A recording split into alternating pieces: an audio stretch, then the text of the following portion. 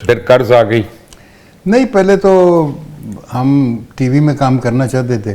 TV एक नई चीज़ आया था, 68 की मैं बात कर रहा हूँ। तो अब्बा से मैं कहता था मेरा एक फ़ोन तो कर दें असलम अज़हर को, तो मुझे डांट पड़ती थी कि मैं सिफारिश करूँगा तुम्हारी, go there is a system, follow that system. फिर मैंने अपनी फैज़ साहब की बेटी को, वो नई बनी थी मुनीज़ा आपा प्रोड्यूसर, तो मैंने कहा मुनीज़ा आपा मैंने काम करना, मेरी ऑडिशन करवाएं किसी। मुझे अभी तक याद है उस दिन सुबह उनका मुझे फ़ोन आया, तो कॉलेज के लिए तो नहीं निकला, मैंने कहा तेरी ऑडिशन है आज 11 बजे, मैं आ रही हूँ पिक करने। तो आप आई, उसने मुझे पिक किया मुनीज़ा आपा ने, और मुझे पीटीवी जो पुराना जो हमारा छोटा सा था वहाँ पर एजाज साहब थे प्रोड्यूसर, रूही एजाज के मियाँ, very fine man, he come from BBC। वो ऑडिशन लिया, मेरे साथ सरवत अतीक का भी ऑडिशन हुआ और रूही बानो का भी हुआ। Roohi Bano was rejected and Sarwat Ateeq, Roohi Bano was rejected? उसकी आवाज़ नहीं थी उस टाइम पे, शी वाज नॉट, वैसे भी she was a nervous starter. हाँ, मतलब but she was a brilliant actor, that doesn't mean any, that's what I am trying to say, that doesn't mean anything that first time अगर आप reject भी हो जाते हैं तो किसी को आपकी समझ में नहीं आई है, बिकॉज आई डोंट नो यहाँ पे स्कूल वगैरह तो था नहीं, हम भी हुए हैं। मुझे ऑडिशन में मैं भी रिजेक्ट हुआ था। आपको पता है सिल्वेस्टर स्टैलोन तकरीबन 600 ऑडिशंस में रिजेक्ट हुआ। माइट भी। फिर उसने जाके रॉकी का स्क्रिप्ट लिखा और उसने फिल्म बनाई अपनी, और वो हाँ, होता है बहुत सारे। उसमें भी वो जो हॉलीवुड था वो कहते थे तेरा स्क्रिप्ट ले लेते हैं। हाँ, अब वो उसको नहीं ले रहे थे। $50,000 से शुरू हुए थे, एंड में $5 लाख दे रहे थे। उसने कहा नहीं, डायरेक्ट मैं खुद करूंगा, एक्ट मैं खुद करूंगा। अब फिर एक्टर बन गया। श्वार्ज़नेगर पहले रिजेक्ट हुआ। श्वार्ज़नेगर बॉडी बिल्डर था ना। मैरिलिन मोनरो को कहते थे तुम्हारे दांत सही नहीं है। भाई मोनरो की तो मशहूर तरीन चीज़ है, टॉप स्टारडम पे जब वो जा चुकी थी, she was a box office ingredient, suddenly she left Hollywood and came to New York to actor studio. सबसे बड़ा स्कूल जो था एक्टिंग का, जो बड़े कम लोगों को लेता था, Marlon Brando was from there, Paul Newman was from there, Dustin Hoffman was from there. So she went to learn the craft of acting. She said, I do not know acting. हाँ बिल्कुल। अब फिर वही उसके दांत उसकी smile बन गई, और वही स्माइल जो था उसका पोस्टर छपा है। और ये रिजेक्शन जो है ना, ये आपको बड़ी स्ट्रेंथ देती है। जब आप रिजेक्ट कोई आपको करता है ना, बड़ी, फिर उसके बाद जो आप उसे रिछांड के, if you are a thinking man, then you think, why the hell? ये क्यों भाई? वो ही प्रोसेस। मतलब आजकल हम किसी लड़की को रिजेक्ट करते हो, कहती है नहीं मेरे से गलत डिमांड्स की थी, मैं नहीं मानी तो इसलिए मुझे छोड़ दिया। आजकल तो ये इल्जाम लगाते हैं। तो मतलब है वो उजरे लंग है ना। तो असल में वाकई जब बाद में मैंने सोचा, और जब एक्टर बन गया, एस्टैब्लिश हो गया, तो मैंने फिर सोचा कि मुझे रिजेक्ट क्यों किया गया था। तो तब मुझे ये एहसास हुआ कि हाँ, मुझे उस वक्त नहीं आती थी एक्टिंग। आ जाए इस पे ज़रा सीरियस एक बात कर लें। मैं वो हज़रत अली का कॉल है ना, किसी ने उनसे पूछा कि भी तुमसे पहले वाले खलीफा क्यों अच्छे, तो उनका मैं एडवाइज़र था और हमारे तुम एडवाइज़र हो, तो इसलिए।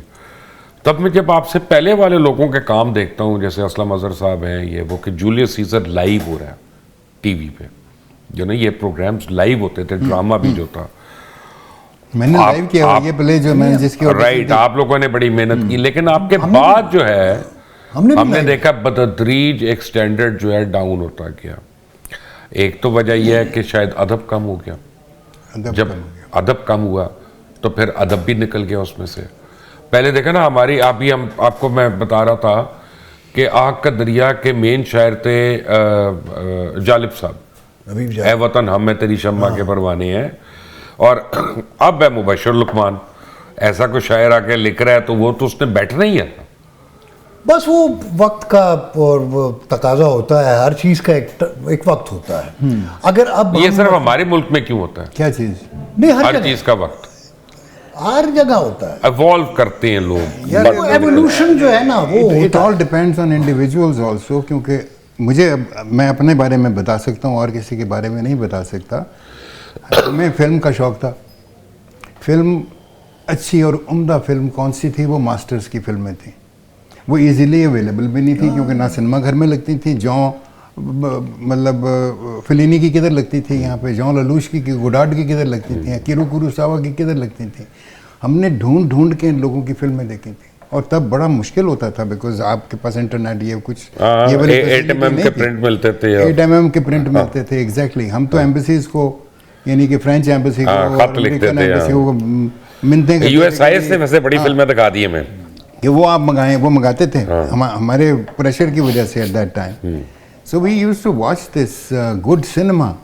तो एक सेंस डेवलप हुई थी कि गुड सिनेमा है क्या, you know, that is one of the major reasons why I ran away from film industry. नहीं, लेकिन अब मुझे एक बात है, आपने जैसे रशियन फिल्म मेकिंग को ज़्यादा पढ़ा, ठीक है ना, आपने जॉन पॉल सार्ट वगैरह को पढ़ा, ब्रेख्ट को पढ़ा, जर्मन एंड फ्रेंच, और दोनों आपने भी रशियन आपने नहीं डिप्लॉय किया और आपने भी फ्रेंच सिनेमा को अपने बीच में नहीं लेके आए।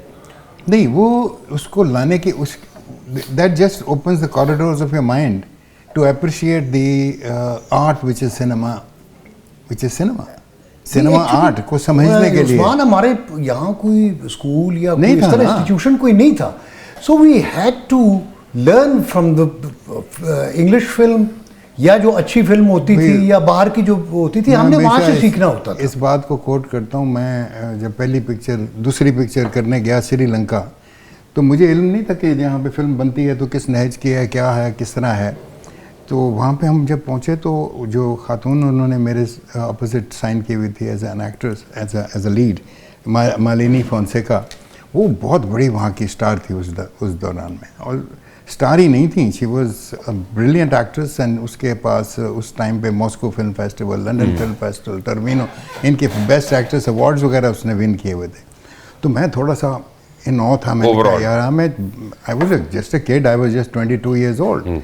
सो आई थॉट कि हमने तो अभी तक इनकी तस्वीरें देखी हैं, तो कम से कम 3 दिन बाद ये मेरे सामने होंगी कैमरे पे, तो इनको देख लें जाके स्क्रीन पे कि कैसी ये है, क्या है। तो हमने होटल के बाहर मैंने टैक्सी वाले से पूछा, मैंने कहा कि जी आप हमें एक श्रीलंकन फिल्म देखनी है। उन्होंने कहा कौन सी? मैंने कहा मालिनी फोंसेका। तो हंस पड़ा। उसने कहा उसकी तो 6-7 लगी हुई हैं, आपने कौन सी देखनी है? मैंने कहा यार मुझे नहीं पता, आप मुझे। वो मुझसे एक सिनेमा घर के बाहर उतार दिया, हम अंदर जाके बैठ गए। तब तक अपने रीजन में हम कुछ हिंदुस्तानी आर्ट सिनेमा जो बनावट और तसन्नो से भरपूर था वो देख चुके थे, ठीक है। उसमें चंद फिल्में अच्छी भी थी, लेकिन बेइंतहा फिल्में were loaded with this absurd over the top kind of thing that art cinema in the name of art cinema show करने के लिए आप उसको कर रहे हैं। तो हम जब वो फिल्म शुरू हुई, फिल्म ख़त्म हो गई, लोग बाहर निकल गए, मैं बाहर ही ना निकल सका। मैंने कहा यार ये हम किन लोगों के मुल्क में आ गए फिल्म बनाने। तो brilliant piece of work, it was no less than any master in the world. मैं वापस होटल आया, अपने गेस्ट रिलेशन को मैंने पूछा, मैंने कहा ये फिल्म किसने बनाई? उसने कहा ऑफ कोर्स लेस्टर जेम्स पीरीज। तो हमने तो नाम भी नहीं सुना हुआ था। मैंने कहा अच्छा, लेस्टर जेम्स का नाम नहीं सुना हुआ था? हाँ, लेस्टर जेम्स पीरीज, वो श्रीलंकन डायरेक्टर हैं बहुत बड़े।